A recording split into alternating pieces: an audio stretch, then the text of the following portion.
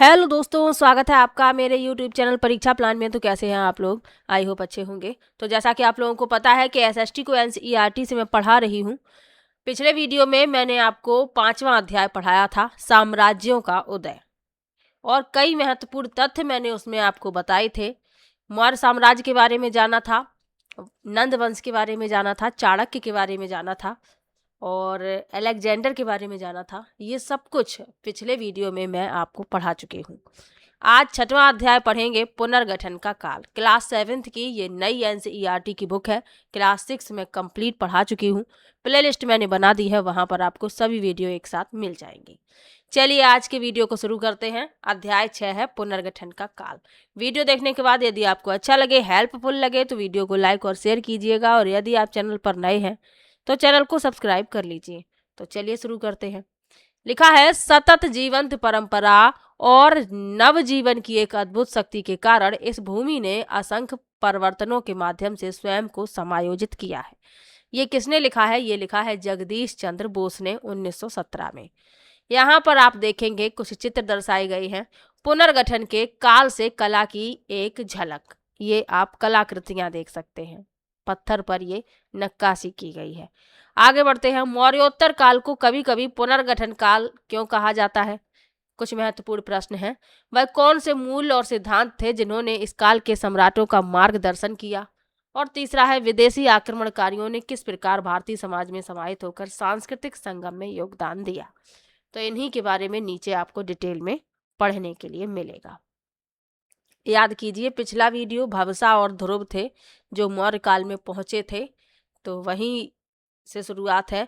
भवसा और ध्रुव मौर्य साम्राज्य की अपनी यात्रा से लौटकर विश्राम कर चुके थे और अब एक नवीन साहसिक यात्रा के लिए उत्सुक थे। ये दो बच्चे हैं, ये टाइम मशीन से मौर्य काल में पहुंचे थे। पिछले वीडियो में मैंने पढ़ाया था, तब मौर्य काल के बारे में डिटेल में बताया था। अब ये दूसरी जगह यात्रा करने के लिए उत्सुक हैं। उन्होंने पुनः इतिहास काल यंत्र का उपयोग करने का निश्चय किया और एक नवीन ऐतिहासिक कालखंड में पहुंच गए। वहां उन्होंने विविध कलाकृतियों का एक संग्रह देखा, जिनमें से प्रत्येक एक दूसरे से बिल्कुल भिन्न थीं। वे सोचने लगे कि ये कलाकृतियां किसी एक ही साम्राज्य की हैं या अनेक साम्राज्यों की। उनका अनुमान सही था। इस अध्याय में हम एक लंबे कालखंड की यात्रा करेंगे। तो चलिए आरंभ करते हैं। कलाकृतियां बच्चों ने देखी तो उन्हें ये समझ में नहीं आया कि ये किसी एक साम्राज्य की हैं या अनेकों की। तो इसी के बारे में लिखा है कि आखिर वे किस साम्राज्य की यात्रा पर निकले थे। अशोक के उत्तराधिकारियों के विषय में बहुत कम जानकारी मिलती है। आप लोगों ने पिछला वीडियो यदि देखा है तो आपको पता होगा कि अशोक जो है बिंदुसार का पुत्र था और बिंदुसार जो है चंद्रगुप्त मौर्य के पुत्र थे, यानी चंद्रगुप्त मौर्य का पौत्र था अशोक। तो अशोक के उत्तराधिकारियों के विषय में बहुत कम जानकारी मिलती है। सामान्यतः यह स्वीकार किया जाता है कि मौर्य साम्राज्य के अंतिम शासक की हत्या लगभग 185 सामान्य संवत पूर्व में उसके सेनापति पुष्यमित्र शुंग द्वारा की गई थी। यह घटना मौर्य साम्राज्य के विघटन का कारण बनी, यानी मौर्य साम्राज्य का जो अंतिम सम्राट था उसकी हत्या कर दी गई थी उसके खुद के सेनापति के द्वारा, जिसका नाम था पुष्यमित्र शुंग। यह घटना मौर्य साम्राज्य के विघटन का कारण बनी, जैसा कि पिछले अध्याय में बताया गया है। सम्राट अशोक के लगभग आधी शताब्दी पश्चात ही साम्राज्य का विघटन हो गया। इस घटनाक्रम के उपरांत महाद्वीप में अनेक नवीन राज्य उभरे जो पहले मौर्य साम्राज्य की अधीनता में शासन कर रहे थे। यानी जो पहले मौर्य साम्राज्य के अधीन थे वे अलग होकर एक नवीन राज्य यानी नए राज्य के रूप में उभर गए थे, क्योंकि मौर्य साम्राज्य का तो पतन हो गया था।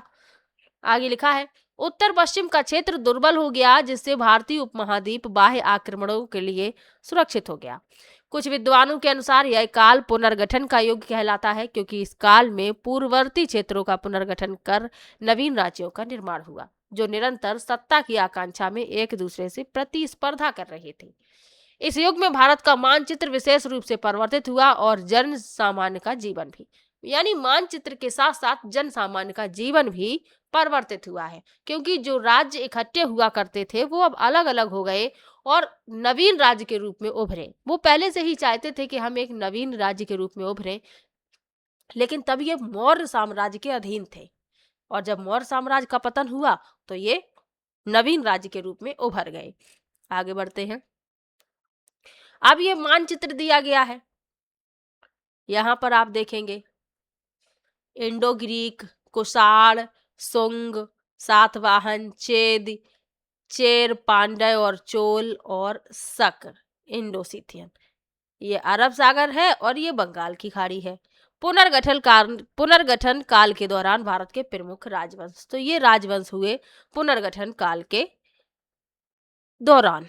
तो ये याद रखिएगा, ये जो इंडो ग्रीक, कुषाण, शक, शुंग, सातवाहन, चेदी, चेर, पांड्य और चोल। चलिए आगे बढ़ते हैं।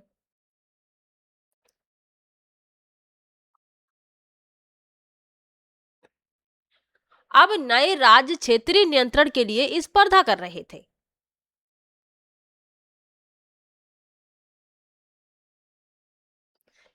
अब नए राज्य क्षेत्रीय नियंत्रण के लिए स्पर्धा कर रहे थे। इसके लिए कभी कभी शांतिपूर्ण उपाय जैसे पड़ोसी साम्राज्य के साथ वैवाहिक गठबंधन या युद्ध के लिए सेना का प्रयोग जैसे साधनों का प्रयोग किया जा रहा था। यानी अब ये क्षेत्रीय नियंत्रण के लिए स्पर्धा कर रहे थे, यानी प्रत्येक राज्य ये चाहता था कि उसका नियंत्रण ज्यादा से ज्यादा भाग पर हो, और इसी बात के लिए स्पर्धा हो रही थी। स्पर्धा यानी कि प्रतियोगिता। इसके लिए कभी कभी शांतिपूर्ण उपाय भी किए जाते थे, और कभी कभी क्या किया जाता था, वैवाहिक गठबंधन का तरीका अपना लिया जाता था, या फिर युद्ध के लिए सेना का प्रयोग जैसे साधनों का प्रयोग किया जा रहा था। यानी कि उनका मुख्य उद्देश्य क्या था, अपना क्षेत्रीय नियंत्रण बढ़ाना। याद रखें, जो क्षेत्र साम्राज्य की सीमा के पास थे उन पर अधिकार करने के लिए खींचतान मची थी। यानी जो सीमा पर थे सबसे ज्यादा उन पर ही खींचतान थी, क्योंकि सीमा पर जो क्षेत्र होते हैं, जो एक राज्य था वो सोचता है कि ये मेरा है, दूसरा वाला कहता है ये मेरा है, तो उस क्षेत्र पर ज्यादा खींचतान थी, क्योंकि इन क्षेत्रों पर नियंत्रण का अर्थ था साम्राज्य को बाह्य आक्रमण से बचाना। क्योंकि जो सीमावर्ती क्षेत्र था उस पर नियंत्रण यदि हो जाता है तो राज्य जो है बाह्य आक्रमण से बच सकता है, इसलिए वहां ज्यादा खींचतान मची थी। अब यहाँ पर एक शब्द प्रयोग हुआ, वैवाहिक गठबंधन। तो ये क्या होता है, तो विवाह के द्वारा तय किया गया गठबंधन सामान्यतः यह राज परिवारों के दो सदस्यों के बीच होता है। व्यवहार में इसका तात्पर्य यह होता है कि राजा प्रायः अपनी पुत्री का विवाह पड़ोसी राज्य के राज परिवार से करता है, जिसका उद्देश्य दोनों राज्यों के बीच गठबंधन को सुदृढ़ करना होता था। यानी कि वैवाहिक संबंध स्थापित कर लिए जाते थे तो जो राज्य थे उनमें और अच्छे संबंध हो जाते थे, क्योंकि तब हम पड़ोसी राज्य हुआ करते थे, और जब हमने वहां पर वैवाहिक संबंध स्थापित कर लिया तो हमने वो संबंध को रिश्तेदारी में बदल दिया। बस इतना याद रखिए। चलिए आगे बढ़ते हैं। उपमहाद्वीप के प्रमुख राजवंश दर्शाए गए हैं। उपमहाद्वीप में जो स्थित थे वो कौन कौन से थे, सुंग, चेद, सातवाहन, चोल, चेर और पांड्य। और उपमहाद्वीप के बाहर कौन कौन थे, इंडो ग्रीक, शक और कुषाण। ये याद रखने वाली चीज है। उपमहाद्वीप में जो स्थित थे वो भी याद रखिए, जो बाहर थे वो भी याद रखिए। चलिए आगे बढ़ते हैं। सुंगों का उत्कर्ष। पुष्यमित्र सुंग ने सुंग राजवंश की स्थापना की और उत्तर मध्य भारत के कुछ भागों पर शासन किया। ये वही पुष्यमित्र सुंग है जिसने मौर्य साम्राज्य के जो सम्राट था उसकी हत्या कर दी थी। ये उनका सेनापति था, और मौर्य साम्राज्य का जो शासक था अंतिम, उसकी हत्या कर दी थी इसने। उन्होंने स्वयं को सबसे शक्तिशाली शासक के रूप में स्थापित करने के लिए अश्वमेध यज्ञ नामक वैदिक अनुष्ठान किया। तो ये पुष्यमित्र सुंग ने अपना यानी स्वयं को शक्तिशाली शासक स्थापित करने के लिए अश्वमेध यज्ञ नामक वैदिक अनुष्ठान का प्रारंभ करवाया। यद्यपि उनका साम्राज्य पूर्ववर्ती मौर्य साम्राज्य की तुलना में छोटा था। उन दोनों के मानचित्र की तुलना कीजिए, यानी कि उनका जो साम्राज्य था वो जो पूर्ववर्ती मौर्य साम्राज्य से यदि तुलना की जाए उससे काफी छोटा था। फिर भी उन्होंने अपने साम्राज्य को बाहरी आक्रमणकारियों से सुरक्षित रखा तथा ग्रीकों के साथ कुछ सैनिक अभियानों के बाद मैत्रीपूर्ण संबंध रखे। परंतु तत्पश्चात सुंग साम्राज्य अधिक समय तक स्थायित्व नहीं पा सका और लगभग एक शताब्दी बाद ही इसका अस्तित्व समाप्त हो गया। इस काल में वैदिक अनुष्ठानों और प्रथाओं का पुनरुत्थान हुआ, परंतु साथ ही अन्य दर्शनों और मतों का भी व्यापक प्रचार प्रसार हुआ। यानी कि जो सुंग राजवंश था वह ज्यादा समय तक नहीं टिक पाया और उसका अस्तित्व एक शताब्दी बाद ही समाप्त हो गया। चलिए आगे बढ़ते हैं। यहाँ पर ये चित्र दर्शाया गया है। अश्वमेध यज्ञ का अनुष्ठान करते हुए राजा राम, रामायण का एक दृश्य है ये। 19वीं शताब्दी की चित्रकारी राष्ट्रीय संग्रहालय से लिया गया है। तो ये जो राम थे, श्री राम, उन्होंने द्वारा जो अश्वमेध यज्ञ का अनुष्ठान किया गया उसको चित्र द्वारा दर्शाया गया है। तो ये चित्र आप देख सकते हैं, रामायण का एक दृश्य है ये, और 19वीं शताब्दी की चित्रकारी है, राष्ट्रीय संग्रहालय से लिया गया है। चलिए आगे बढ़ते हैं। अब अश्वमेध यज्ञ क्या था ये भी जानना जरूरी है, और इससे संबंधित प्रश्न बनने की संभावना भी रहती है। तो अश्वमेध यज्ञ एक वैदिक अनुष्ठान है जिसके द्वारा शासक स्वयं को एक शक्तिशाली राजा के रूप में स्थापित करता था। इस अनुष्ठान में एक घोड़ा सैनिकों के साथ स्वतंत्र विचरण करने के लिए छोड़ दिया जाता था। यानी कि एक घोड़ा छोड़ा जाता था सैनिकों के साथ, लेकिन वो स्वतंत्र विचरण करता था, उसको बांधा नहीं जाता था। जिस क्षेत्र से वह घोड़ा बिना किसी चुनौती के पार हो जाता, वह क्षेत्र यज्ञकर्ता राजा के अधीन माना जाता था। अगर किसी क्षेत्र के राजा ने उस घोड़े को रोक लिया तो यज्ञकर्ता राज्य को अपनी सर्वोच्च सिद्धता सिद्ध करने के लिए उस राजा से युद्ध करना पड़ता था। यानी कि स्वतंत्र विचरण के लिए एक घोड़ा छोड़ दिया जाता था। यदि वह घोड़ा किसी भी क्षेत्र से निकल जाए बिना रोके, तब तो उस राजा का अधिकार हो जाता था उस क्षेत्र पर जो अश्वमेध यज्ञ कर रहा है। लेकिन यदि किसी राज्य के राजा द्वारा उस घोड़े को रोक लिया जाए और यज्ञकर्ता अपनी सर्वोच्चता को सिद्ध करने के लिए उस राजा से युद्ध करता था, तब जब घोड़े को रोक लिया जाता था, तब वह अपनी सर्वोच्चता सिद्ध करने के लिए उस राजा से युद्ध करता था जिसने घोड़े को रोक लिया है। चलिए आगे बढ़ते हैं। संस्कृत इस काल में दार्शनिक और साहित्यिक रचनाओं के लिए एक प्रमुख लोकप्रिय भाषा के रूप में प्रतिष्ठित हुई। क्या आपको कक्षा 6 की शारीरिक शिक्षा और स्वास्थ्य में योग सूत्रों के कुछ अंश याद हैं? ये योग सूत्र इस काल में महर्षि पतंजलि द्वारा संकलित किए गए थे। तो योग सूत्रों के बारे में बताया जा रहा है जो महर्षि पतंजलि ने संकलित किए थे। तो इतना ही आपको याद रखना है, पतंजलि ने योग सूत्र संकलित किए थे। आपको सूत्र याद रखने की आवश्यकता नहीं है। आगे लिखा है, शुंगों ने साहित्य, कला और वास्तुकला का संरक्षण किया। भरहुत स्तूप ये कहाँ पर है? मध्य प्रदेश में। मध्य प्रदेश की राजधानी भोपाल है। तो साथ में ये सब बातें जो है रिवाइज करते चलिए, तो कुछ भी आप भूलेंगे नहीं। तो शुंगों ने साहित्य, कला और वास्तुकला का संरक्षण किया। भरहुत स्तूप शुंगकालीन कला का एक अनुपम उदाहरण प्रस्तुत करता है। संभवतः इसका मूल निर्माण सम्राट अशोक के काल में हुआ। किसका? भरहुत स्तूप का। किंतु शुंगों ने इसमें अत्यंत सुंदर वेदिकाएं तथा महात्मा बुद्ध के जीवन की कथाओं को दर्शाते हुए उत्कीर्णित शिल्प जोड़े। यानी इसका निर्माण तो हुआ सम्राट अशोक के काल में, लेकिन इसको सुंदर बनाया शुंगों ने। ये बौद्ध कला के प्रारंभिक उदाहरणों में गिने जाते हैं। तो ये आप यहाँ पर चित्र भी देख सकते हैं, भरहुत स्तूप की वेदिकाएं यहाँ पर ये देख सकते हैं। उसके बाद वेदिका पर उत्कीर्ण लक्ष्मी की आकृति, ये लक्ष्मी की आकृति यहाँ पर दर्शाई गई है। उसके बाद गायकों और नर्तकों की मंडली, ये मंडली है पूरी, और धर्मचक्र को उठाए हुए हाथी, ये धर्मचक्र उठाए हुए हैं हाथी। चलिए आगे बढ़ते हैं। कला में शुंगों का क्या योगदान रहा? तो चित्रों के माध्यम से समझने का प्रयास कीजिए।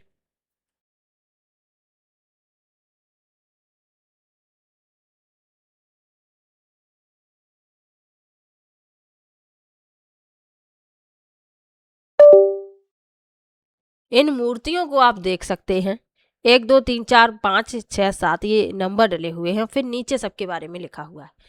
ग्रीक योद्धा को दर्शाता हुआ स्तंभ, ये ग्रीक योद्धा है पहले नंबर में।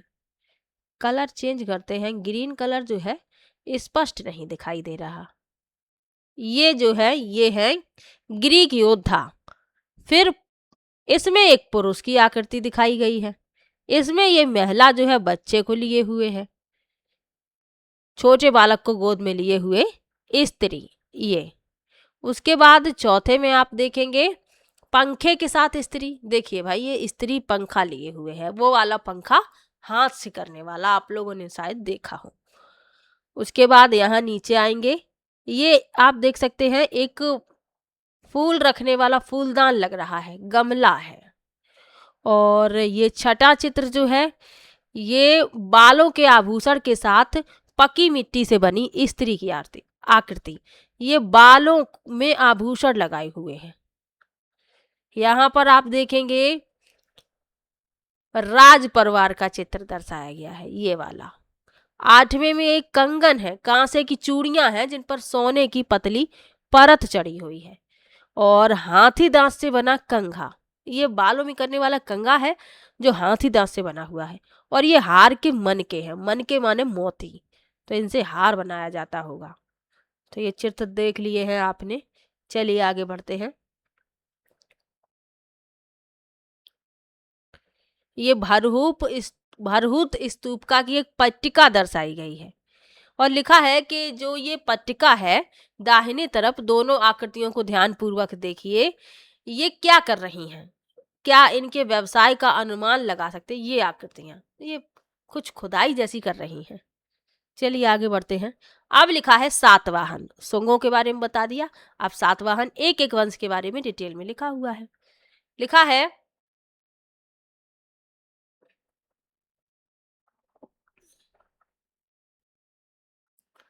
आवाज में थोड़ा हो सकता है आपको चेंज लग रहा हो, क्योंकि कोल्ड हो रखा है बहुत तेज। लेकिन क्लास आप लोगों की डेली आनी चाहिए, इसलिए मैंने सोचा कि रिकॉर्ड ये कर ही लेती हूँ, क्योंकि समय भी आपका कम बचा हुआ है। बस आप लोगों से मेरी एक ही रिक्वेस्ट है कि शेयर किया कीजिए वीडियो को। लिखा है उपलब्ध सीमित साक्ष्यों से प्रतीत होता है कि सुंगों ने अपने पड़ोसी प्रदेशों से अनेक युद्ध किए। संभवतः इनमें सातवाहन भी सम्मिलित थे, जिन्होंने दूसरी शताब्दी सामान्य संवत पूर्व से दक्षिण में दक्कन के विस्तृत भूभाग पर शासन किया। तो सातवाहन ने दूसरी शताब्दी सामान्य संवत पूर्व से दक्षिण में दक्कन का जो विस्तृत भूभाग था उस पर शासन किया।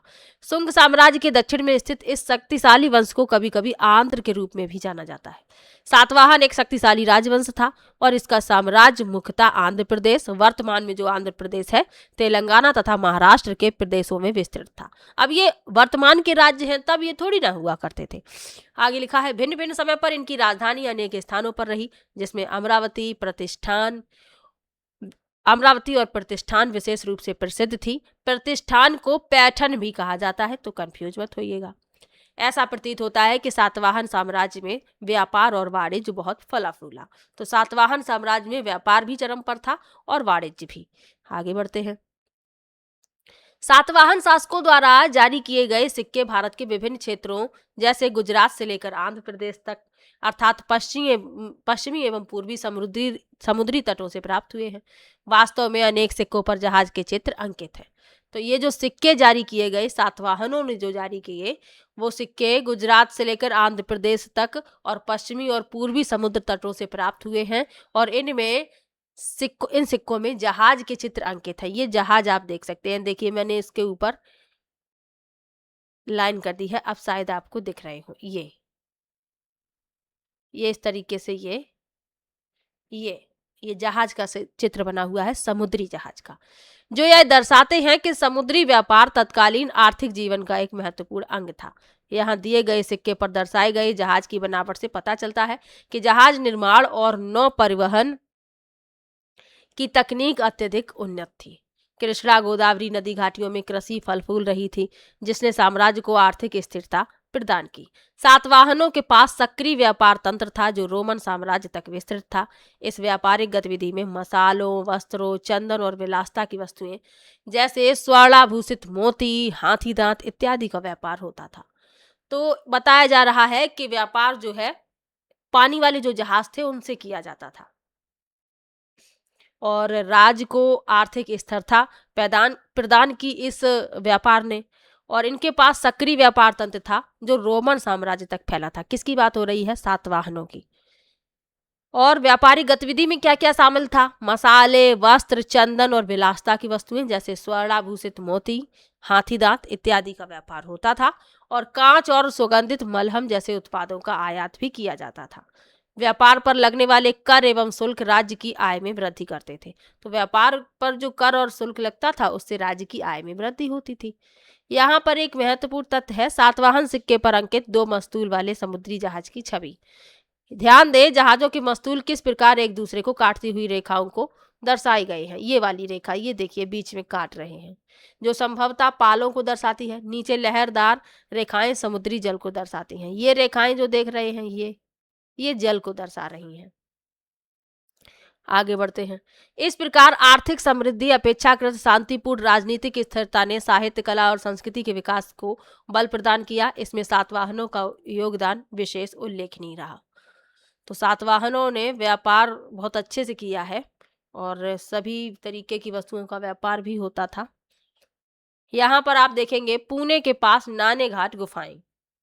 महाराष्ट्र में जो पूना है, कोई गया हो भाई तो कमेंट कीजिएगा। तो पुणे के पास नाने घाट गुफाएं, जो एक प्रमुख व्यापारिक मार्ग के निकट स्थित है। इसका उपयोग व्यापार कर और पथ कर के संग्रह और व्यापारियों के लिए विश्राम स्थल के रूप में किया जाता था। तो पहले इनका उपयोग किया जाता था व्यापारियों के विश्राम स्थल और व्यापार कर और पथ कर के लिए। चलिए, पथ कर का मतलब है जो रास्ते पर कर लगता है। पथ माने क्या होता है? रास्ता। चलिए भाई, आगे बढ़ते हैं। अब सातवाहन काल में जनजीवन कैसा था, ये तो व्यापार के बारे में पढ़ लिया। तो सातवाहन परंपरा के अनुसार राजकुमारों के नाम प्रायः उनकी माताओं के नाम पर रखे जाते थे। उदाहरण के लिए गौतमी पुत्र सातकर्णी का नाम उनकी माता गौतमी बलश्री के नाम पर रखा गया था। गौतमी बलश्री एक शक्तिशाली रानी थी जिन्होंने बौद्ध भिक्षुओं को भूमि दान दी थी और नासिक में एक महत्वपूर्ण शिलालेख उत्कीर्ण करवाया था जो राज्य में उनके प्रभाव को दर्शाता है। तो सातवाहन काल में राजकुमारों के नाम माता के नाम पर रखे जाते थे। यहाँ पर ये आप देखेंगे सातवाहन कालीन ये सिक्के और दर्शाए गए हैं, जिसमें ब्राह्मी लिपि में गौतमी पुत्र राजा सातकर्णी लेख उत्कीर्ण है। आगे बढ़ते हैं। एक अन्य प्रमुख अभिलेख पुणे के निकट स्थित नाने घाट की गुफाओं में महाराष्ट्र से प्राप्त हुआ। जो चित्र मैंने आपको ऊपर दिखाया है, ये वाला चित्र, ये इसकी बात हो रही है। यह एक सातवाहन विधवा रानी पर केंद्रित है जिन्होंने उल्लेखनीय रूप से अश्वमेध यज्ञ सहित अनेक वैदिक अनुष्ठान संपन्न किए। इस अभिलेख में हम इंद्र, चंद्र और सूर्य जैसे वैदिक देवताओं का उल्लेख मिलता है। हमें रानी द्वारा दिए गए दान की भी सूची मिलती है, जिसमें भूमि, गाय, घोड़े, हाथी, चांदी के सिक्के एवं अन्य वस्तुएं सम्मिलित थीं, जो पुरोहितों, अतिथियों, कर्मकारों, विद्वानों एवं भिक्षुओं को समर्पित की गई थी।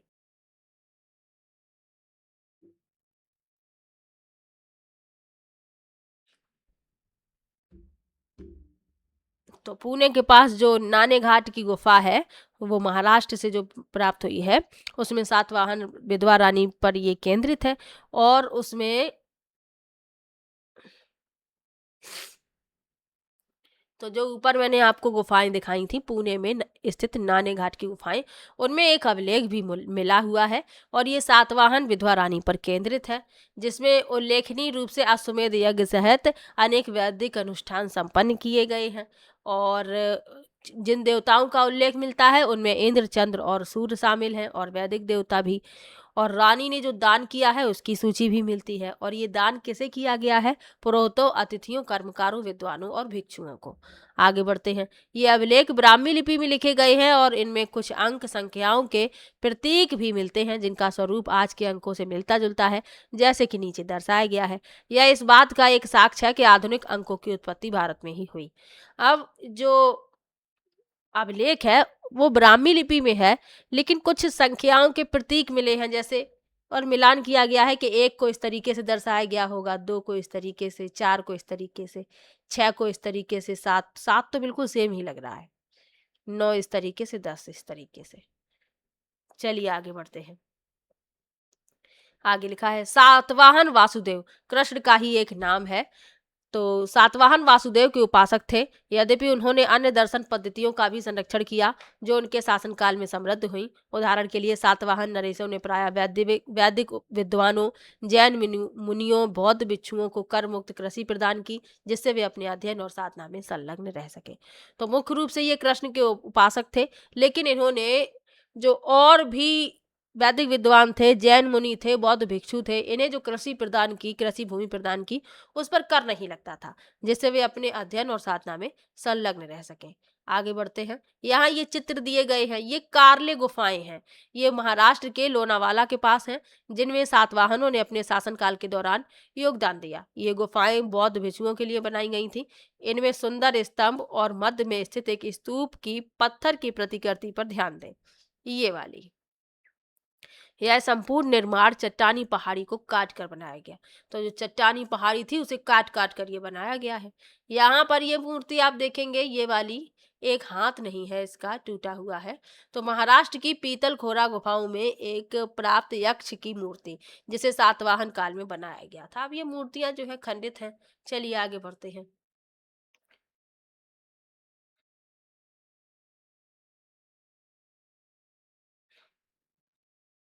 यहाँ पर एक महत्वपूर्ण तथ्य क्या लिखा हुआ है, पीतल खोरा से प्राप्त यक्ष की मूर्ति के हाथ पर एक लेख उत्कीर्ण है, इसके हाथ पर। तो यहाँ पर लिखा हुआ है, जिसका अर्थ है, जो लेख उत्कीर्ण है वह है कन्हड़ दासेन हीराम कारेना काट, जिसका अर्थ है कन्हड़ दास नामक स्वर्णकार द्वारा निर्मित। क्या यह रोचक नहीं है कि एक सुनार भी पत्थर की मूर्ति बना सकता था? आपके विचार में इससे हमें उस समय के लोगों के व्यवसाय के बारे में क्या पता चलता? यानी सुनार जो होते हैं वो सोने के आभूषण और वस्तुएं बनाते हैं, लेकिन जो इस पर लिखा हुआ है, वो लिखा हुआ है कन्हड़ दास नामक स्वर्णकार द्वारा निर्मित। यानी कि जो स्वर्णकार था वह पत्थर की मूर्ति भी बना सकता था। आगे बढ़ते हैं। तीसरी शताब्दी में तीसरी शताब्दी सामान्य संवत में सातवाहन साम्राज्य छोटे छोटे स्वतंत्र राज्यों में विखंडित हो गया। इसके विघटन के कई कारण रहे। इसमें सबसे प्रमुख था केंद्रीय शासन की दुर्बलता और धीरे धीरे होता हुआ आर्थिक पतन। इससे क्षेत्रीय शक्तियों को अपनी सत्ता स्थापित करने और पुनः प्रतिष्ठित करने का अवसर मिला और नए नए राज्यों का उदय हुआ। तो राज्य जो है सातवाहन साम्राज्य छोटे छोटे स्वतंत्र राज्यों में विघटित हो गया था, क्योंकि जो केंद्रीय शासन था वह दुर्बल था और आर्थिक रूप से भी इसका पतन होने लगा था। तो जो छोटे छोटे राज्य थे ये अलग हो गए और इन्होंने अपने अलग राज्य स्थापित कर लिए। चलिए आगे बढ़ते हैं। चेदियों का आगमन। अब चेदियों का आगमन हुआ। अब हम थोड़ा पीछे लौटते हैं। क्या आपको पिछले अध्याय में वर्णित कलिंग युद्ध का स्मरण है? कलिंग युद्ध जो है सम्राट अशोक द्वारा लड़ा गया था और कलिंग वर्तमान उड़ीसा, ये भी आपको याद होगा। मौर्य साम्राज्य के पतन के उपरांत चेदी वंश के अधीन कलिंग एक प्रमुख शक्ति के रूप में उभरा। खारवेल इस वंश के प्रमुख राजा थे। वे जैन दर्शन के अनुयायी थे और उन्हें कभी कभी भिक्षु राजा भी कहा जाता था। यद्यपि वे सभी मतों के प्रति सम्मान भाव रखते थे। भुवनेश्वर के समीप स्थित उदयगिरी खंडगिरी गुफाएं जो संभवतः जैन मुनियों के लिए बनाई गई थी, सुसज्जित चित्रपटों, प्रतिमाओं और पत्थरों को काटकर बनाए गए बड़े कच्छकों से युक्त हैं और शिल्पकारों की अद्भुत कुशलता को प्रदर्शित करती हैं। ये गुफाएं अपनी रचना और कलात्मकता के कारण शैलकृत स्थापत्य शैली का एक उत्कृष्ट उदाहरण बनती हैं, जिसकी विस्तृत चर्चा हम अगली कक्षाओं में करेंगे। तो खारवेल जो थे ये कलिंग के प्रमुख राजा थे और जैन दर्शन के अनुयायी थे। इन्हें भिक्षु राजा भी कहा जाता है, भिक्षु राजा। और भुवनेश्वर के समीप जो उदयगिरी और खंडगिरी की गुफाएं हैं ये जैन मुनियों के लिए बनवाई गई थी। पत्थरों को काट कर ये गुफाएं बनाई गई थी। बड़े बड़े कक्ष थे और शिल्पकारों की अद्भुत कुशलता को इसमें आप देख सकते हैं। ये गुफाएं जो हैं अपनी रचना कलात्मकता के कारण शैलकृत स्थापत्य शैली का एक उत्कृष्ट उदाहरण है। लेकिन विस्तृत चर्चा अगली कक्षाओं में होगी। ये गुफाएं आप देख सकते हैं। ये देखिए चट्टान को काट कर बनाए गए हैं, कितने बड़े बड़े कक्ष बनाए गए हैं। भुवनेश्वर के पास उदयगिरी की गुफाएं। हाथी गुम्फा अभिलेख, ये वाला है हाथी गुम्फा अभिलेख। और रामायण के एक दृश्य को दर्शाती उत्कीर्ण पट्टिका, ये वाली, ये हाथी गुम्फा अभिलेख है। उदयगिरी की एक प्रमुख गुफा में हाथी गुम्फा अभिलेख उत्कीर्ण है जो ब्राह्मी लिपि में लिखा गया है। यह अभिलेख राजा खारवेल के विजयी सैन्य अभियानों से लेकर जन कल्याण हेतु किए गए पुण्य कार्यों तक की प्रतिवर्ष की उपलब्धियों का वर्णन करता है। खारवेल ने 100 प्रदेशों से मुनियों एवं ऋषियों की परिषद की स्थापना का गौरवपूर्ण उल्लेख किया है तथा स्वयं को असामान्य सद्गुणों से युक्त सर्वमतों का सम्मान करता और समस्त देवालयों का पुनरुद्धारक घोषित किया है। एक बार पुनः हम पाते हैं कि एक नरेश सभी दर्शनों एवं मतों को संरक्षण प्रदान करने में गौरव का अनुभव करता था। यह वही आधारभूत तत्व है जिसे हम भारतीय सांस्कृतिक दृष्टि कह सकते हैं। तो राजा खारवेल जो है सभी दर्शनों और मतों को संरक्षण प्रदान किया है, उन्होंने किसी में भेदभाव नहीं किया है, ये भी याद रखिए।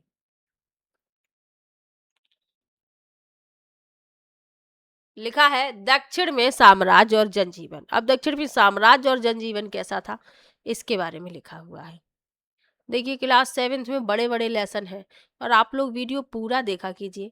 एक बार में नहीं देख पाते हैं, 2 बार में देख लीजिए। लिखा है दक्षिण में साम्राज्य और जनजीवन। तो भारत भूमि के दक्षिणी भाग में 2री या 3री शताब्दी सामान्य संवत पूर्व से लेकर 3री शताब्दी सामान्य संवत तक का कालखंड 3 महान शक्तिशाली राजवंशों के उत्कर्ष का साक्षी रहा। और ये कौन कौन से थे? 3 राजवंश, चेर, चोल और पांड्य। ये वंश आपसी प्रतिद्वंदिता के साथ साथ व्यापार एवं संस्कृति की उन्नति में भी योगदान देते रहे। हमें स्मरण है कि सम्राट अशोक का साम्राज्य सुदूर दक्षिण तक नहीं पहुंचा था, जिसका उल्लेख उन्होंने अपने शिलालेखों में किया। तो सुदूर दक्षिण तक उनका साम्राज्य नहीं था और स्वयं उनके अभिलेखों में ये बताया गया है। इससे यही स्पष्ट होता है कि ये राज्य मौर्य साम्राज्य के चरमोत्कर्ष के समय भी स्वतंत्र रहे। यानी कि ये जो साम्राज्य थे ये मौर्य काल के अधीन नहीं थे, मौर्य साम्राज्य के, यानी स्वतंत्र थे ये उस समय भी, क्योंकि सुदूर दक्षिण तक मौर्य साम्राज्य का अधिकार ही नहीं था। यद्यपि खारवेल ने यह दावा किया कि उन्होंने दक्षिण भारतीय राजाओं के एक महासंघ को पराजित किया जो उनकी सीमाओं के लिए संकट थे, परंतु इस युद्ध का स्थान ज्ञात नहीं है और यह भी स्पष्ट नहीं है कि उन्होंने दक्षिण क्षेत्र पर आक्रमण किया था। अब खारवेल ने दावा किया कि दक्षिण भारतीय राजाओं के एक महासंघ को उन्होंने पराजित किया, लेकिन इसके कोई साक्ष्य नहीं है, तो हम कैसे मान लें कि युद्ध हुआ था? युद्ध का स्थान भी पता नहीं है। आगे लिखा है उस काल में अनेक महान कवियों का प्रादुर्भाव हुआ जिनकी रचनाएं संगम साहित्य में संग्रहित है। इसी कारण उस संपूर्ण युग को संगम युग कहा जाता है। यह प्रश्न पहले एसएसटी में पूछा जा चुका है। आगे बढ़ते हैं। संगम शब्द संस्कृत के संघ से उत्पन्न है, जिसका अर्थ होता है समिति या एकत्र होना। इस संदर्भ में यहाँ इसका तात्पर्य कवियों की सभाओं से है। संगम साहित्य दक्षिण भारत का प्राचीनतम साहित्य है, जिसमें विभिन्न काव्य संग्रहों का समावेश है। ये रचनाएं तत्कालीन युग की समाज व्यवस्था और संस्कृति के अध्ययन में इतिहासकारों के लिए महत्वपूर्ण है। मुख्य संगम काव्य में अत्यंत कुशल एवं सरल भाषा शैली में व्यक्तिगत भावनाएं जैसे प्रेम तथा सामाजिक मूल्य जैसे वीरता और उदारता अभिव्यक्त किए गए हैं। तो आपको याद रखना है कि संगम शब्द जो है संस्कृत के संघ से उत्पन्न है, जिसका अर्थ होता है समिति या एकत्र होना, और इस संदर्भ में इसका तात्पर्य है कवियों की सभाओं से। और जो संगम साहित्य है ये दक्षिण भारत का प्राचीनतम साहित्य है, जिसमें विभिन्न काव्य संग्रहों का समावेश है। तो ये इतना याद रखना है। और भाषा शैली जो है सरल भाषा शैली में व्यक्तिगत भावनाएं प्रस्तुत की गई हैं, तो ये भी याद रखना है। चलिए आगे बढ़ते हैं। अब ये जो चोल, चेर और पांड्य वंश है इनके बारे में एक एक करके लिखा हुआ है।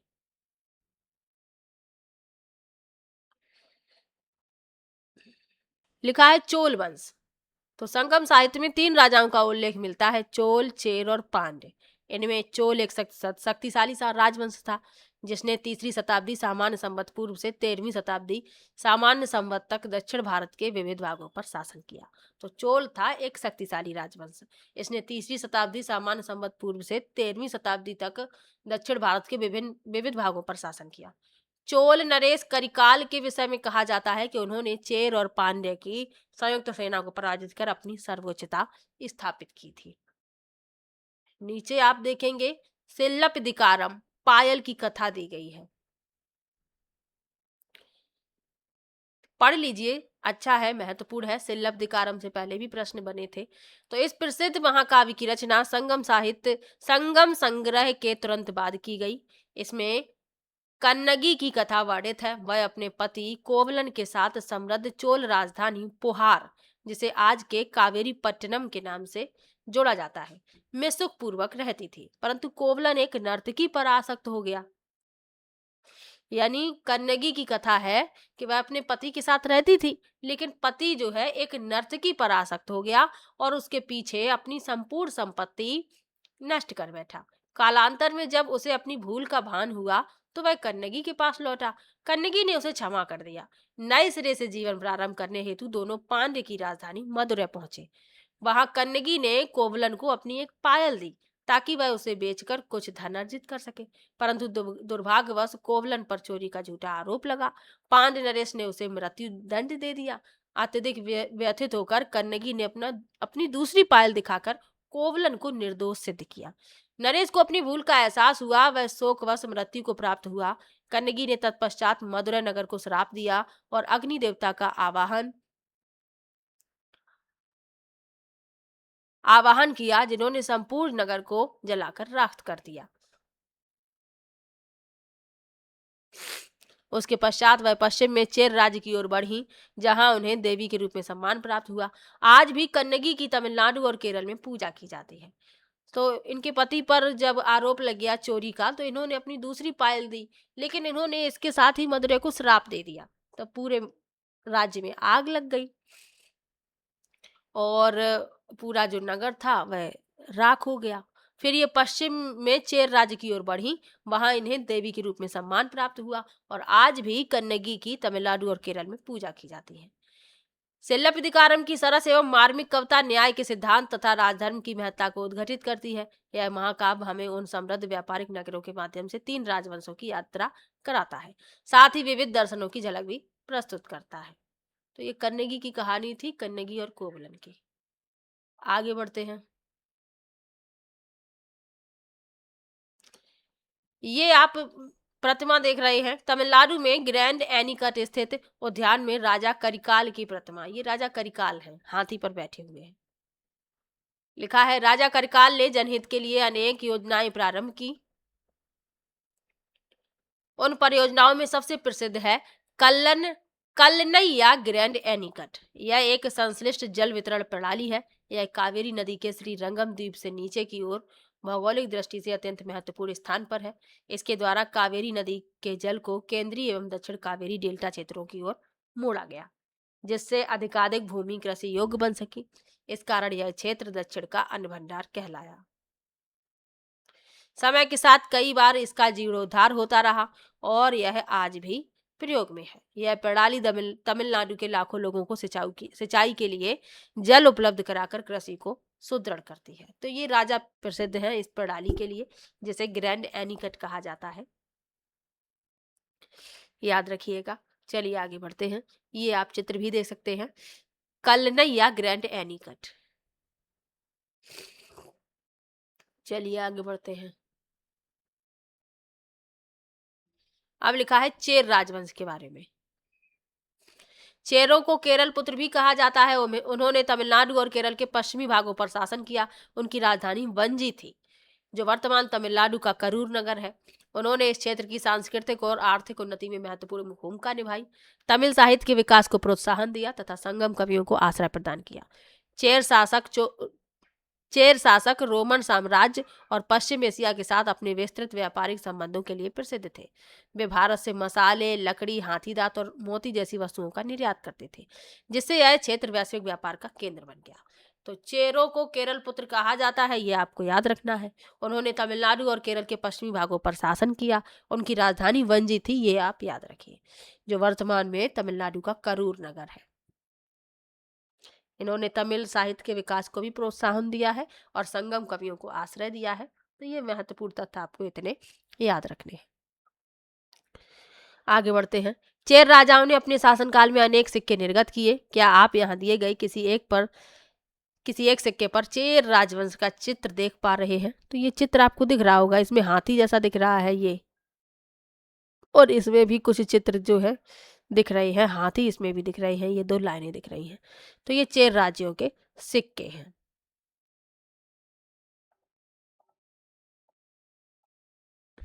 तो चेर राजवंश के बारे में बता दिया, अब है पांड्य वंश के बारे में।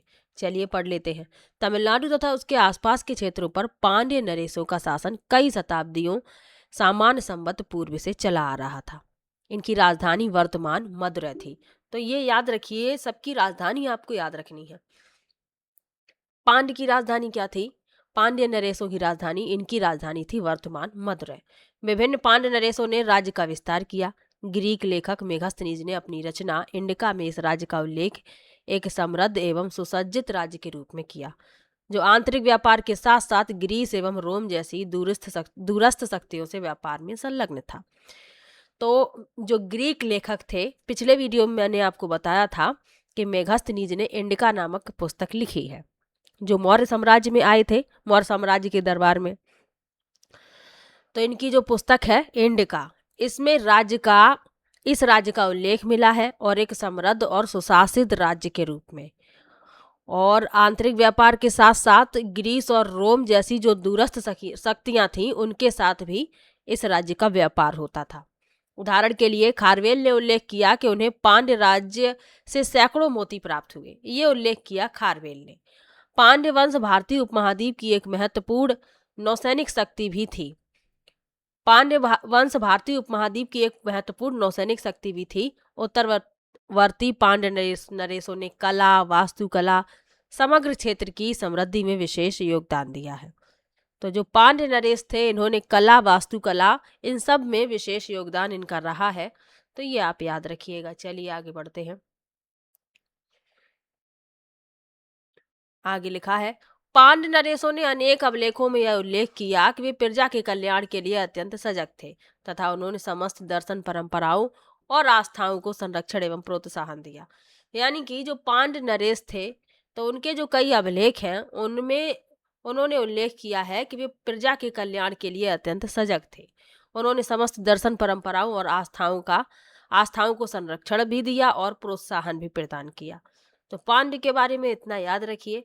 चलिए आगे बढ़ते हैं। लिखा है इंडो ग्रीक आक्रमण। दक्षिण भारत की अपनी संक्षिप्त यात्रा के उपरांत अब समय है उत्तर भारत की ओर लौटने का, जहां इस काल में एक बिल्कुल भिन्न प्रकार की घटना घटित होने जा रही थी। तो दक्षिण भारत की यात्रा तो समाप्त हुई, अब उत्तर की ओर लौटते हैं। तो यहाँ पर एक घटना घटित हुई, उसके बारे में लिखा है। अब तक हमने कुछ देसी राजवंशों के विषय में पढ़ा, किंतु इसी समय कुछ बाह्य आक्रमणकारियों का आगमन भी हुआ। इन्होंने उत्तर पश्चिमी सीमा से प्रवेश कर उत्तर पश्चिम, उत्तर एवं मध्य भारत के कुछ भूभागों पर अधिकार कर लिया। सर्वप्रथम आइए हम उस विरासत की चर्चा करें जो अलेक्जेंडर के सिंधु मैदानों में संक्षिप्त अभियान की स्मृति स्वरूप रही। अलेक्जेंडर द्वारा जीते गए क्षेत्रों से पीछे हटने के बाद इन पर क्षत्रपों का शासन रहा। समय के साथ क्षत्रपों ने अपने स्वतंत्र राज्य स्थापित किए, जिन्हें इंडो ग्रीक के रूप में जाना गया। तो ये आप याद रखिए, जो क्षत्रप थे, इन्हें बाद में इंडो ग्रीक के रूप में जाना गया है। यहाँ पर ये चित्र आप देख रहे हैं, स्तंभ है ये। तो विदिशा के निकट स्थित हेलियोडोरस स्तंभ है ये। तो ये याद रखिए। आगे बढ़ते हैं। मौर्य वंश के बाद उत्तर पश्चिमी क्षेत्र, यानी वर्तमान पाकिस्तान और अफगानिस्तान की बात हो रही है, उसके समीपवर्ती जो क्षेत्र है। तो मौर्य वंश के बाद उत्तर पश्चिमी क्षेत्र इंडो ग्रीक आक्रमण हेतु सुगम क्षेत्र बन गया। यद्यपि जब वे विजेता के रूप में आए तो समृद्ध स्थानीय संस्कृति से बहुत प्रभावित हुए। इस सांस्कृतिक संपर्क ने शासन, कला, भाषा और दैनिक जीवन में ग्रीक और भारतीय तत्वों के मिश्रण से क्षेत्र के सांस्कृतिक परिदृश्य को आकार दिया। विदिशा के पास स्थित हेलियोडोरस स्तंभ ऐसे संबंधों का एक उल्लेखनीय उदाहरण है। तो विदिशा के पास जो स्तंभ मैंने आपको दिखाया, वही उदाहरण है ऐसे संबंधों का। आगे बढ़ते हैं। कैसे संबंधों का? तो सांस्कृतिक संपर्क ने शासन, कला, भाषा और दैनिक जीवन में ग्रीक और भारतीय तत्वों के मिश्रण से क्षेत्र के सांस्कृतिक परिदृश्य को आकार दिया है। तो इन्हीं संबंधों की बात हो रही है। आगे बढ़ते हैं। इसका नाम एक इंडो ग्रीक राजदूत पर पड़ा है। किसका नाम? इस स्तंभ का, इस वाले स्तंभ की बात हो रही है। तो एक राजदूत था इंडो ग्रीक, उसी के नाम पर इसका नाम पड़ा है, जिसने अपने अभिलेखों में वासुदेव की स्तुति देवताओं के देवता के रूप में की है। तो जो अभिलेख है उसमें उसने वासुदेव की स्तुति की है देवताओं के देवता के रूप में। इस अभिलेख में यह भी अंकित है कि 3 अमर उपदेश, पद चिन्ह, आत्म संयम, दान, चेतना, जिनका आचरण स्वर्ग की प्राप्ति कराता है। तो ये जो अभिलेख है इसका, इंडो ग्रीक जो व्यक्ति था राजदूत, तो उसका जो अभिलेख है उसमें वासुदेव की स्तुति देवताओं के देवता के रूप में की गई। और अभिलेख में क्या कहा गया, 3 अमर उपदेश दिए गए पद चिन्ह, कौन कौन से, आत्म संयम, दान और चेतना। और कहा गया कि जिनका आचरण जो है स्वर्ग की प्राप्ति कराता है यदि हम इनका पालन करते हैं। आगे बढ़ते हैं। उत्तर भारत में उत्खनन के दौरान पुराविदों ने अनेक इंडो ग्रीक सिक्के प्राप्त हुए। पुरातत्वविदों को अनेक इंडो ग्रीक सिक्के प्राप्त हुए जिनसे हमें इन शासकों के बारे में अधिकांश जानकारी मिली है। ये सिक्के सोने, चांदी, तांबे, गिलट धातु से बने थे, जिन पर प्रायः एक ओर राजा और दूसरी ओर ग्रीक देवता अंकित होते थे। तो एक और इन पर राजा होते थे और एक और ग्रीक देवता। तो ये इंडो ग्रीक सिक्के प्राप्त हुए हैं उत्खनन के दौरान। और ये सिक्के सोने के भी, चांदी के भी बनते थे, तांबे के भी और गिलट के भी। हालांकि कुछ सिक्कों पर वासुदेव, कृष्ण और लक्ष्मी जैसे भारतीय देवी देवता भी अंकित थे। इंडो ग्रीक शासन इंडो सीथियन या शकों के आक्रमणों के साथ समाप्त हो गया। तो इंडो सीथियन और या इन्हें ही कह लो शकों के आक्रमण के बाद इनका जो इंडो ग्रीक का शासन था वो हो गया समाप्त। आइए आगे बढ़ते हैं। ये एक इंडो ग्रीक सिक्का है, ये आप देख सकते हैं, जिसके एक और वासुदेव कृष्ण है। तो ये आप यहाँ पर आप देख सकते हैं, वासुदेव कृष्ण है एक तरफ। आगे बढ़ते हैं। महत्वपूर्ण तथ्य है, इंडो या शकों या इंडो सीथियन ने भी उपमहाद्वीप के उत्तर पश्चिम भाग पर आक्रमण किया और दूसरी शताब्दी सामान्य संवत पूर्व से 5वीं शताब्दी सामान्य संवत तक शासन किया। इनका उदय इंडो ग्रीक के पतन के पश्चात हुआ। तो जब इंडो ग्रीक का पतन हो गया तो इंडो सीथियन आई और इन्होंने उपमहाद्वीप के उत्तर पश्चिम भाग पर आक्रमण किया और दूसरी शताब्दी सामान्य संवत पूर्व से 5वीं शताब्दी सामान्य संवत तक इन्होंने शासन किया। आगे बढ़ते हैं। ये कुषाणों के आगमन तक सत्ता में रहे। तो ये तब तक सत्ता में रहे जब तक कुषाण नहीं थे। जब कुषाणों का आगमन हुआ तब इनकी सत्ता समाप्त हुई।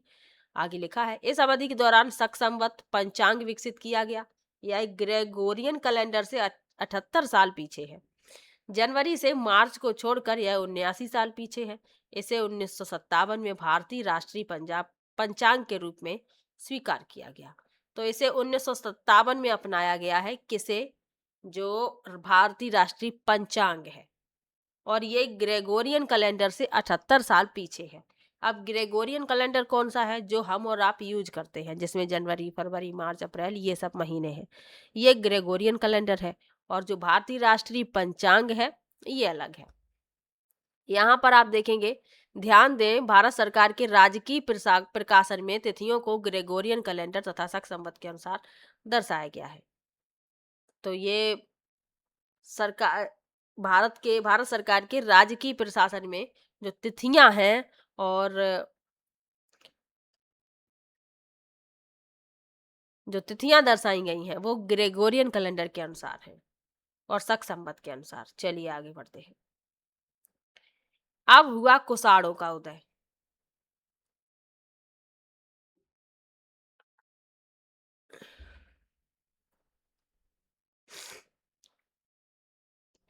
कुषाण मूलतः मध्य एशिया के निवासी थे। संभवतः उन्होंने दूसरी शताब्दी सामान्य संवत में भारत में प्रवेश किया। तो ये मध्य एशिया के निवासी थे और दूसरी शताब्दी सामान्य संवत में भारत में इन्होंने प्रवेश किया। अपने चरमोत्कर्ष के समय उनका साम्राज्य मध्य एशिया से लेकर उत्तर भारत के विशाल भूभाग तक विस्तृत था। उनके शासन में व्यापक सांस्कृतिक मेलजोल देखने को मिलता है। इसका भारतीय उपमहाद्वीप के इतिहास पर गहरा प्रभाव पड़ा। जब कनिष्क अपने सैन्य अभियानों में व्यस्त नहीं रहते थे तब वे कला और संस्कृति को प्रोत्साहित करते थे, जिससे नवीन कला शैलियों का विकास हुआ। तो जो कनिष्क थे जब अपने सैन्य अभियानों में व्यस्त नहीं रहते थे, जब उन्हें कुछ फ्री समय मिल जाता था, तब वे कला और संस्कृति को प्रोत्साहित करते थे। तो इसीलिए नवीन कला शैलियों का विकास हुआ है। ये जो मूर्ति आप देख रहे हैं ये कनिष्क की है, सिर विहीन मूर्ति है और ये 1.85 मीटर ऊंची है। यह प्रसिद्ध सिरविहीन मूर्ति कनिष्क की है, जो संभवतः कुषाण वंश के सबसे शक्तिशाली शासक थे। तो कनिष्क जो है कुषाण वंश के सबसे शक्तिशाली शासक थे। उनकी ये मूर्ति है, किसी कारणवश ये टूट गई है, नीचे का धड़ इसमें सुरक्षित है। इस मूर्ति पर ब्राह्मी लिपि में अंकित है, महाराजा राजाधिराज देवपुत्र कनिष्क। इसका अर्थ है राजाओं के राजा महाराजा देवपुत्र कनिष्क। तो इस ये मूर्ति पर ही अंकित है ब्राह्मी लिपि में। आगे बढ़ते हैं। ये कनिष्क ने सिक्के चलवाए थे, वो ये सिक्के आप देख सकते हैं। आगे बढ़िए। चित्र में प्रदर्शित प्रथम सिक्के में कनिष्क को भाले के साथ राजाधिराज की उपाधि धारण करते हुए दर्शाया गया है। दूसरे सिक्के में महात्मा बुद्ध की मूर्ति अंकित है, जिस पर ग्रीक लिपि में लिखा हुआ है ये। तो पहले में ये दर्शाए गए हैं कनिष्क भाला लिए हुए, दूसरे में है ये गौतम बुद्ध। आगे बढ़ते हैं। द्वितीय सिक्के में एक और सम्राट का चित्र है और दूसरी ओर शिवजी को नंदी के साथ दर्शाया गया है। ये जो दूसरा सिक्का है, इसके एक ओर ये सम्राट है कनिष्क और दूसरी ओर ये आप देख सकते हैं ये शिवजी को दर्शाया गया है नंदी के साथ। आगे बढ़ते हैं। निम्नलिखित बिंदुओं पर चर्चा करने के लिए कहा गया है। क्यों एक शक्तिशाली शासक ने अपने सिक्कों पर महात्मा बुद्ध और शिवजी को अंकित किया? यह उसके मूल्यों और प्राथमिकताओं के बारे में क्या दर्शाता है? क्या आप आज के कुछ आधुनिक उदाहरण मानते हैं जहां मुद्राओं पर प्रतीकात्मक चित्र अंकित किए जाते हैं? तो विचार करने के लिए कहा गया है कि क्यों उन्होंने गौतम बुद्ध को एक तरफ दर्शाया है, क्यों उन्होंने शिवजी को दर्शाया है। आगे बढ़ते हैं। कुषाणों ने रेशम मार्ग यानी सिल्क रूट के महत्वपूर्ण भागों पर अपना नियंत्रण किया। तो सिल्क रूट दर्शाया गया है, नीचे चित्र में होगा।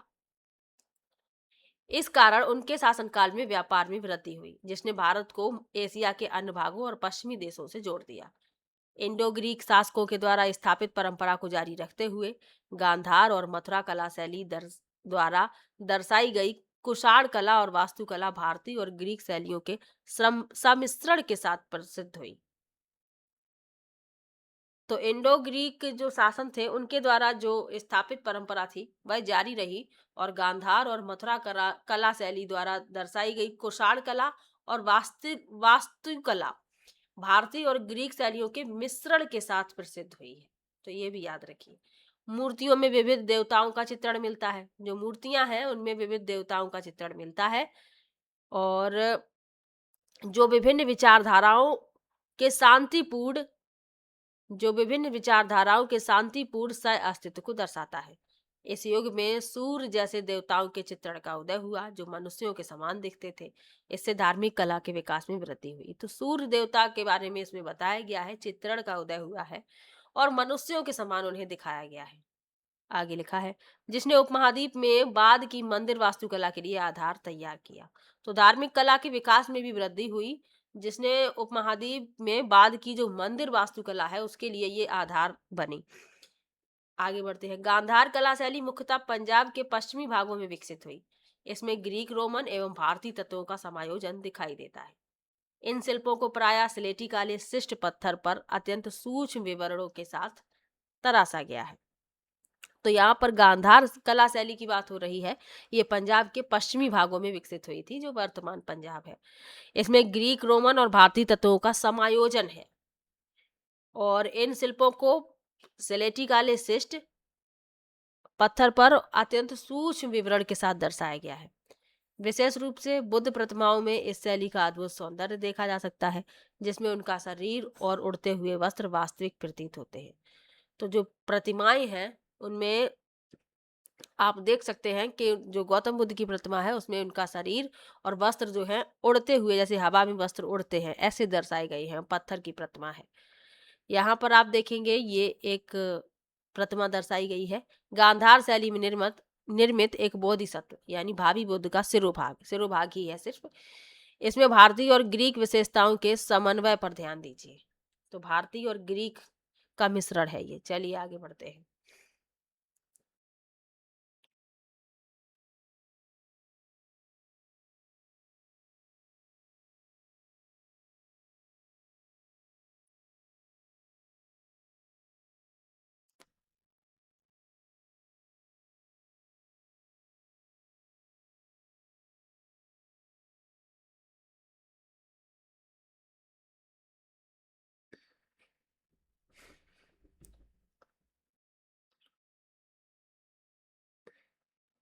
ये एक मानचित्र दर्शाया गया है।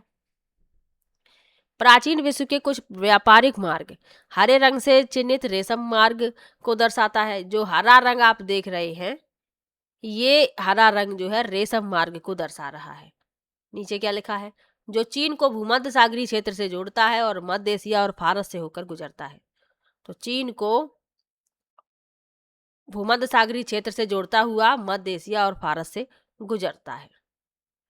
तो ये हरा वाला जो मार्ग आप देख रहे हैं, ये वाला, ये है रेशम मार्ग। चलिए आगे बढ़ते हैं। यहाँ पर आप यहाँ फिर से दर्शाया गया है रेशम मार्ग, सिल्क रूट, ये हरे रंग से। अन्य कारवां जो हैं जो जाते थे वो लाल रंग से मार्ग में दर्शाए गए हैं। और ये जो आप गोले देख रहे हैं, ये मुख्य केंद्र थे। लुओयांग, ताम्रलिप्ति, मथुरा, पाटलिपुत्र, ये प्रमुख केंद्र थे। चलिए आगे बढ़ते हैं। आगे लिखा हुआ है, मथुरा कला शैली वर्तमान उत्तर प्रदेश के मथुरा क्षेत्र में विकसित हुई। वर्तमान में उत्तर प्रदेश में जो मथुरा क्षेत्र है, वहां से मथुरा कला शैली विकसित हुई थी, जो एक विशिष्ट भारतीय कला शैली के रूप में जानी जाती है। गांधार शैली के विपरीत इस शैली में मूर्तियों के लिए मुख्य रूप से लाल बलुआ पत्थर का प्रयोग हुआ था। इसके साथ ही इस कला शैली में ग्रीको रोमन प्रभाव भी बहुत कम दिखाई देता है। यह कला शैली विशेषता भारतीय देवी देवताओं की प्रतिमूर्तियों के लिए जानी जाती है। तो ये जो कला शैली है, ये भारतीय देवी देवताओं की जो प्रतिमूर्तियां हैं उनके लिए जानी जाती है, जिसमें कुबेर, लक्ष्मी, शिव, बुद्ध, यक्ष और यक्षिणियों की मूर्तियां सम्मिलित हैं। इन मूर्तियों में शरीर की आकृतियां प्रायः मृदुलाकार यानी गोल मटोल और चिकनी होती हैं। अब ये वाली एक आप मूर्ति देख लीजिए, ये मथुरा कला शैली में बनी है, कुबेर की मूर्ति है। कुबेर यानी कि धन के देवता। क्या आपने इनकी मूंछों को देखा है? मूंछें कुछ भारतीय मूर्तियों की एक विशेषता है। आप इनमें इनकी मूंछें देख सकते हैं। चलिए आगे बढ़ते हैं। आगे लिखा है, यद्यपि इस काल के दौरान सत्ता के लिए राजनीतिक संघर्ष और प्रतिस्पर्धा थी, तथापि इस समय आदान प्रदान के द्वारा एक मिश्र सांस्कृतिक धरोहर का भी था।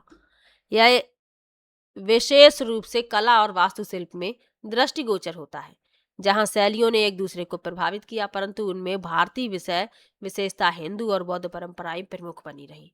इसी समय संस्कृत साहित्य का भी उत्कर्ष हुआ तथा महाभारत एवं रामायण जैसे महाकाव्यों का संकलन हुआ।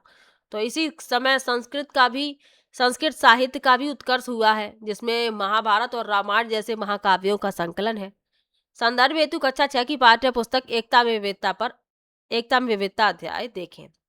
इतिहास के इस चित्रपट यानी कि टेपेस्ट्री ऑफ द पास्ट को किसी एक राजा या राज्य की दृष्टि से देखने के स्थान पर एक सतत प्रक्रिया के रूप में समझना चाहिए, जो समय के साथ सांस्कृतिक आदान प्रदान और समावेशन के द्वारा विकसित होती है।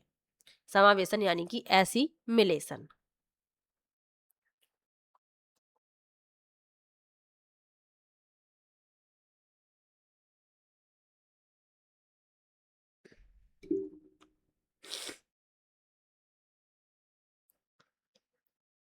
यहाँ पर आप कुछ ये मूर्तियां देख सकते हैं, नंबर डले हुए हैं 1 2 3 4 5 6। नीचे इनके बारे में लिखा है, बुद्ध के परिनिर्वाण का एक दृश्य। ये गौतम बुद्ध के एक परिनिर्वाण का दृश्य दिखाया गया है। गौतम बुद्ध का जन्म लुम्बिनी में हुआ था। ज्ञान की प्राप्ति इन्हें बोधगया में हुई थी। प्रथम उपदेश इन्होंने सारनाथ में दिया था इन्होंने, और इनका महापरिनिर्वाण कुशीनगर में हुआ था। दूसरी जो मूर्ति है वो किसकी है? तो ये बोधिसत्व मैत्रेय। ये तीसरी जो मूर्ति है, इसमें कुषाण भक्तों द्वारा शिवलिंग की पूजा। ये कुषाण भक्त हैं और शिवलिंग यानी कि शंकर जी जो होते हैं, शिव भगवान शिव, उनकी पूजा करते हुए दर्शाया गया है कुषाणों को। उसके बाद ये वाली मूर्ति आप देखेंगे, चौथी, 2 नागिनों के बीच एक नांग। इसमें ये 2 नांग हैं, ये इनके बीच में एक नांग। ये और यह शिलालेख कनिष्क के शासनकाल के 8वें वर्ष का उल्लेख करता है। पांचवी जो मूर्ति है, इसमें कार्तिकेय युद्ध के देवता और अग्निदेव, एक कार्तिकेय है और एक अग्निदेव है। और छठी जो मूर्ति है, दंड मुद्रा में महात्मा बुद्ध। तो ये दंड मुद्रा में गौतम बुद्ध को दर्शाया गया है।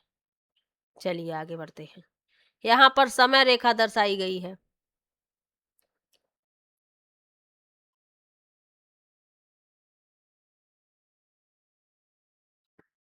इसमें आप देखेंगे सातवाहन, इतना इनका शासन रहा है यहां से यहां तक, यानी कि 300 सामान्य संवत से 200 सामान्य संवत पूर्व से 300 सामान्य संवत। शक का कितना रहा है, ये इंडो ग्रीक पूरा या इस समय रेखा के अनुसार दर्शाया गया है कि कहां से कहां तक किनका शासन रहा है, कितने समय तक। तो ये आपको याद करने की जरूरत नहीं है, जो भी महत्वपूर्ण है वो मैंने आपको बता दिया है। बस इसको एक बार देख लीजिएगा खुद से। चलिए आगे बढ़ने से पहले तो पूरे लेसन का सार लिखा हुआ है, तो वो पढ़ने की जरूरत है नहीं, लेसन आपका यहीं पर समाप्त होता है। और अब लेसन जो है बड़े बड़े हैं, ये 6वां लेसन था, आज कंप्लीट हो गया है। कल की वीडियो में 7वां लेसन भी कंप्लीट करवा दूंगी और इंपॉर्टेंट क्वेश्चन की प्रैक्टिस भी साथ में लेकर आऊंगी। तो वीडियो आप लोगों को कैसा लगा कमेंट बॉक्स में ज़रूर बताइएगा। वीडियो को लाइक कीजिए, चैनल को सब्सक्राइब कर लीजिए। मिलते हैं नेक्स्ट वीडियो में, तब तक के लिए बाय बाय।